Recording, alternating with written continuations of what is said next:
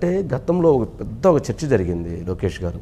చంద్రబాబు నాయుడు గారి అరెస్ట్ సమయంలో కేటీఆర్ గారి వ్యాఖ్యలు తెలంగాణ రాష్ట్ర ఎన్నికల మీద తీవ్ర ప్రభావం ఏంటి, ఆ రోజు ధర్నాలు నిరసనలు తెలియజేస్తాము అని అంటే దాన్ని మీరు కేటీఆర్ గారు ఒప్పుకోకపోతే మీరు ఒక మిత్రుడి ద్వారా ఆయన అడిగిచ్చారు, అందుకు నేను అంగీకరించలేదు అని చెప్పని అన్నారు. ఏంటి, మీరు ఫోన్ చేయించారా లేకపోతే మీరు ఫోన్ చేశారా ఏంటి, ఆ రోజు ఏం జరిగింది అసలు? ఎండ్ ఆఫ్ ది డే మేము అందరము ఒక జనరేషనల్ రాజకీయ నాయకులం, కలిసికట్టుగా దేశాన్ని అభివృద్ధి చేయాలని ఆలోచించే వ్యక్తులం.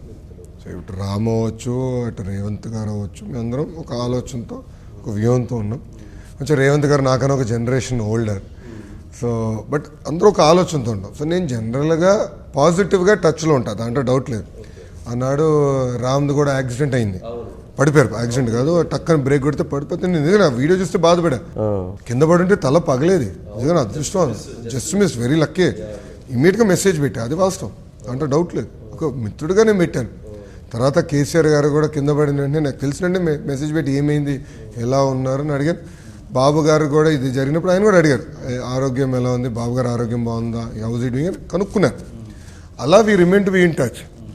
జరిగిన విషయంలో నేను అడిగాను, దాంట్లో డౌట్ లేదు. ఐటీ ప్రొఫెషనల్స్ అందరూ రోడ్డు పైకి వస్తున్నారు, శాంతియుతంగా చేస్తున్నారు, ఇబ్బంది పెడుతున్నారు. అక్కడున్న పోలీసులు అనవసరంగా ఇబ్బంది పెడుతున్నారు.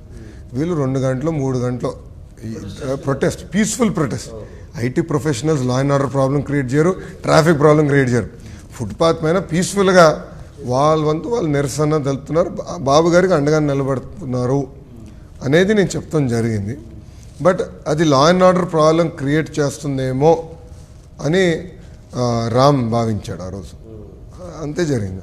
బట్ అదర్ దెన్ దట్ పెద్ద ఇష్యూ. కానీ దానివల్ల జరిగినటువంటి ఎన్నికల ప్రభావం మీద చాలా పడినట్టుంది కదా. అంటే వాస్తవంగా మొన్న 2023 ఎన్నికల్లో తెలుగుదేశం పార్టీ తెలంగాణలో పోటీ చేయలేదు. సో నాకు కూడా అంత టైం దొరకలేదు టు ఫోకస్ ఆన్ అక్కడ జరిగిన ఇష్యూస్. ఎందుకంటే ఇక్కడ జ్యుడిషియల్ రిమాండ్ ఉంది, ఇక్కడ అనేక ఇష్యూలు ఎదుర్కొంటున్నాం. మన జాతీయ అధ్యక్షులు వారి ఇబ్బందుల్లో ఉన్నప్పుడు ఆ లీగల్ బ్యాటిల్ వల్ల నేను ఫోకస్ చేయలేకపోయారు.